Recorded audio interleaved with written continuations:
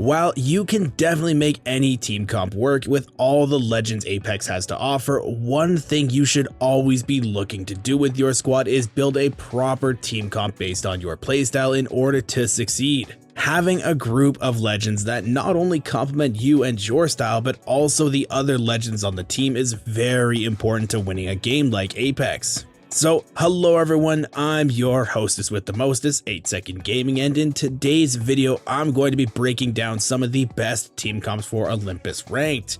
Because, you know, ranked is tough, you want to hit new highs, and having a perfect team comp is a great start. But if you're really wanting to take your game to the next level and learn how to climb in Apex, you need to check out the GameLeap website right now. Our top level players are constantly creating highly informative guide content, stuff like legend guides, gun guides, VOD reviews, positioning guides, stuff like that you will not find anywhere else. So if you want to learn how to improve and become an absolute demon in Apex, you need to click the link in the description, get your membership, and you'll start climbing right away.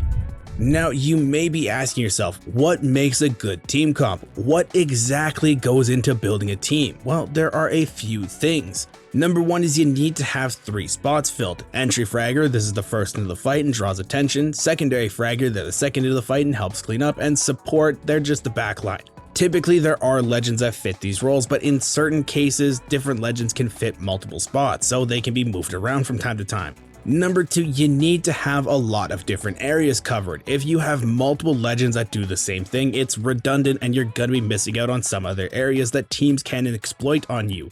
And number 3, it needs to match your playstyle. If you're playing highly passive and defensive, rotating safely, picking an endgame spot, stuff like that, you don't want to be running 3 aggro legends, it just won't work out. There are a few other things that go into picking team comps, but they're smaller and don't really need to be talked about because for the most part you won't really notice them and it will just bloat the video. So let's dive into our first team comp. This is a very standard team comp that checks a lot of the boxes, and this team comp can fit into a lot of different playstyles. It doesn't matter if you're edge and being highly offensive or rotating for circle and playing endgame, you're covered. This is Wraith, Bloodhound, Gibraltar. Wraith is still a very strong legend, and with Olympus being extremely third-party heavy despite the changes Respawn made, you need a legend that can transport your whole team from point A to B very quickly. And there's no safer method than a Wraith portal. She is a great entry fragger and can open up a lot of opportunities for you and your team in tons of situations. Wraith is a very solid option, but if you're not feeling it, you can swap her out for an Octane in this one. Next up we have Bloodhound. Blood is one of the strongest secondary fraggers currently in the game. The amount of information they offer to you and your team throughout the entire game is downright overpowered. With their ultimate up in fights, you basically have free wall hacks the entire time and you can see where everyone is trying to play. If you're able to track people this easily in fights, you can position yourself preemptively and make it so you can control the flow of fights with how teams play around you. And towards endgame, you can be throwing scans out to get kind of a layout of where teams are for end circle and play around them and make a plan based on that.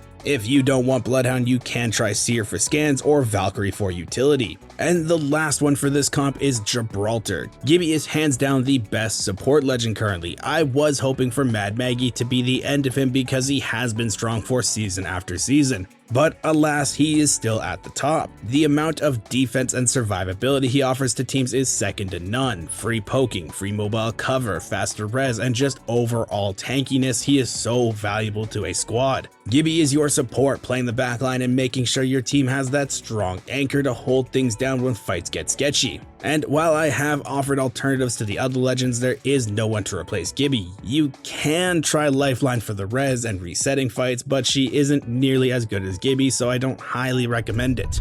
Now, next team comp we're going to be looking at is more of the highly defensive legends. This is for people who are focusing more on placement points because this season Respawn did place more emphasis on top 5. And don't worry, you're still going to get kills. Getting kills in endgame is very simple when you know what you're looking for. This team is Wraith, Crypto, Caustic. Wraith is the same idea as before. She's there for getting your team out of sticky situations and from place to place safely. But on top of that, she's great for endgame spots for taking highly aggressive angles on teams with the ability to queue out and get to safety. And she's also extremely capable of comboing off Crypto's ultimate with portal pushes. Also, some of the circles on Olympus can come down to portal dancing with the weird height differences they offer. And in order to win those, you need to have a Wraith. Next up, Crypto.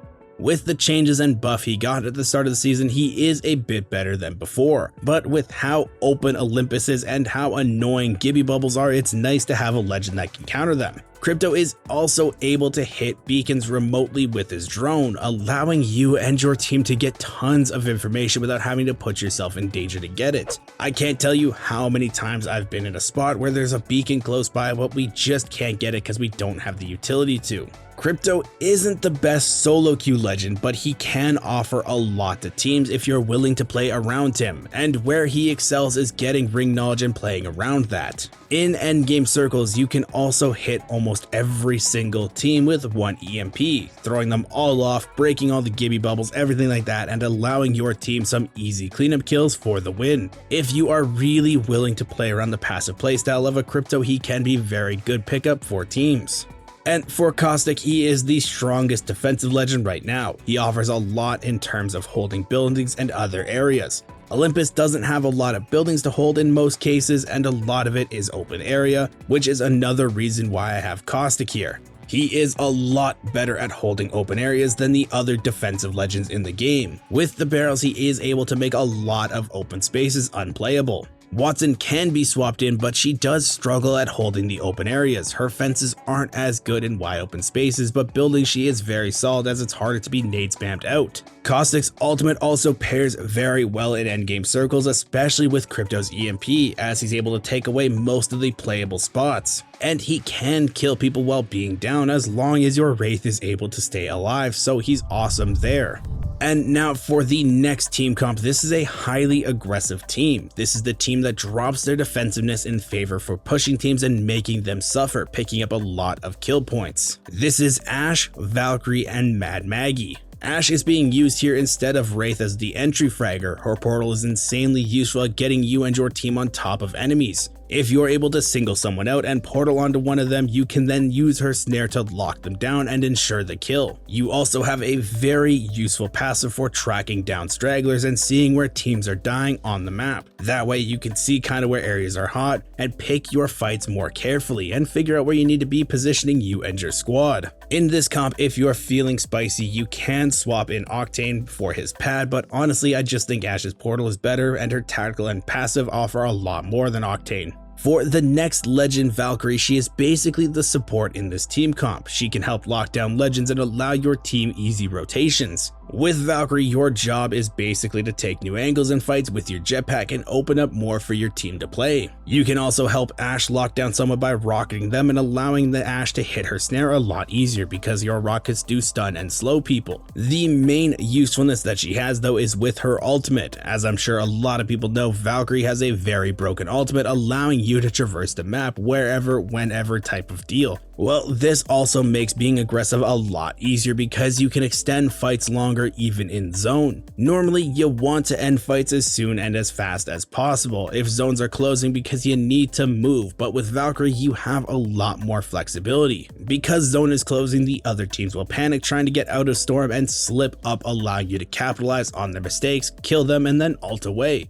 And with Valkyrie, there's no substitute here. You want her if you're trying to play edge of zone. And the secondary fragger here is Mad Maggie. She is a ton of fun and has a lot of useful situations. The main reason I put her on this team is she can pair really well with Ashe's arc snare, making it so you can snare someone and then use Maggie's drill to burn them behind cover, dealing a lot of damage before you even get there. Maggie is also very good at being aggressive and getting on top of teams with her wrecking ball, dropping those speed burst pads. She can complement this team a ton with her kit, but if you don't have Maggie because she is new or don't want to play her, Bloodhound is a great alternative here. Just anyone really that can combo being aggressive while still giving utility to the team. Picking the right team comp can be tough, but it's also absolutely huge in terms of helping you and your team on the rank grinds. I really hope that this helps you out and gives you guys a few ideas on who to play this split. If you did enjoy this video, please remember to drop a thumbs up and smash the sub button to stay up to date with our channel. Thank you all for watching. Once again, I'm 8 Second Gaming, and I will see you in the next one.